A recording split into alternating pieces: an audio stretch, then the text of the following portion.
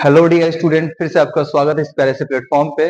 मैं आपका राशि सर फिर से आपके लिए प्यारी सी बात लेके आना हुआ। आज हम बात करेंगे इवोल्यूशन ऑफ प्लांट्स के बारे में। बड़ी प्यारी सी टॉपिक है, ये 11th का एक टॉपिक है जिसमें बात करेंगे दुनिया के जितने भी प्लांट्स होते हैं उन सबको हम सीरियल वाइज पढ़ेंगे कि सबसे पहले दुनिया में कौन इवॉल्व हुआ, यानी किसका विकास हुआ है, फिर उसके बाद कौन सा प्लांट आया है। तो चलिए हम पढ़ते हैं आज evolution of plants. Evolution word का सेंस होता है कि आखिर प्लांट्स हमारे आसपास जो दिख रहा है वो क्या वही पहले आया या उससे पहले भी किसी प्लांट्स का आना हुआ है।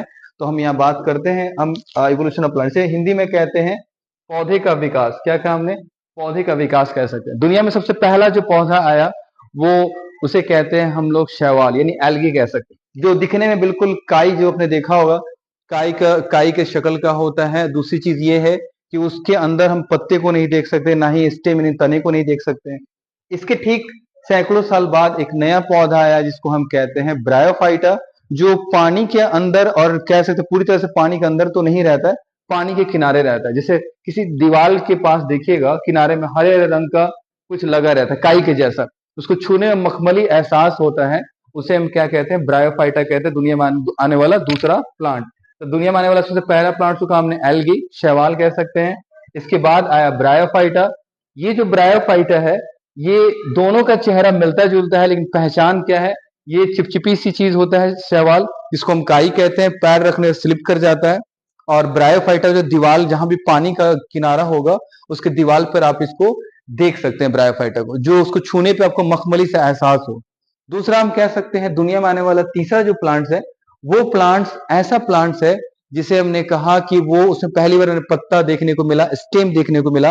और जब स्टेम आना हुआ तो हम कहते हैं फर्स्ट वास्कुलर प्लांट, जिसमें जाइलम फ्लोएम देखने को मिला, उसे हम कहते हैं टेरिडोफाइटा।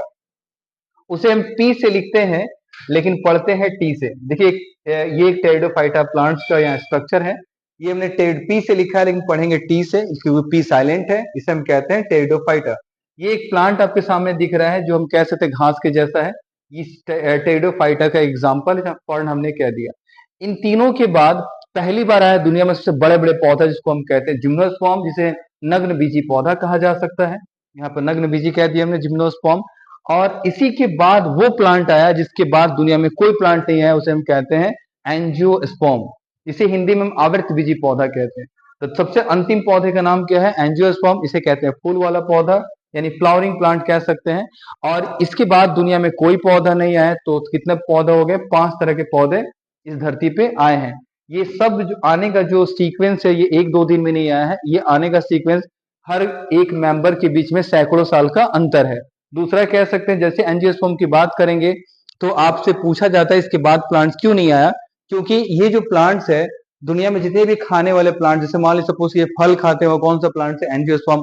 सब्जी होता है वो कौन सा प्लांट है? एंजियोस्पर्म। ड्राई फ्रूट्स, काजू किशमिश मसाला, जितनी भी चीजें हम खाते हैं यूज करते हैं वो सब कौन सा प्लांट्स है? एंजियोस्पर्म।